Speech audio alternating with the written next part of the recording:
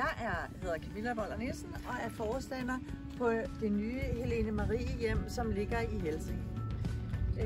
Helene Marie Hjemmet åbner 1. februar 2024. Der er 90 boliger. Det ligger i det allermest naturskønne område, tæt på skoven, tæt på stranden.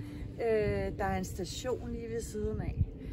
Og hvilken betydning har det? Det har jo netop lige præcis den betydning, at vi har mulighed for at lave alle mulige aktiviteter, som jo også indebærer vores omgivelser. Det at komme på stranden og have fødderne i vandet, eller komme en tur enten ind til byen Helsinge, eller komme en tur til Hillerød, er jo fantastisk. Det er bare at tage tur. På Helene Marie Hjemmet, der lægger vi vægt på hjemlighed. Det er vigtigt, at alle vores beboere føler sig hjemme. At du som beboer selv bestemmer, hvad er det, du har lyst til. Hvornår har du lyst til at stå op? Hvad har du lyst til at lave? Men også, at der er en nærhed og en omsorg, sådan at du kan mærke, at der er den omsorg omkring dig, som du har brug for i forhold til der, hvor du nu er i dit liv.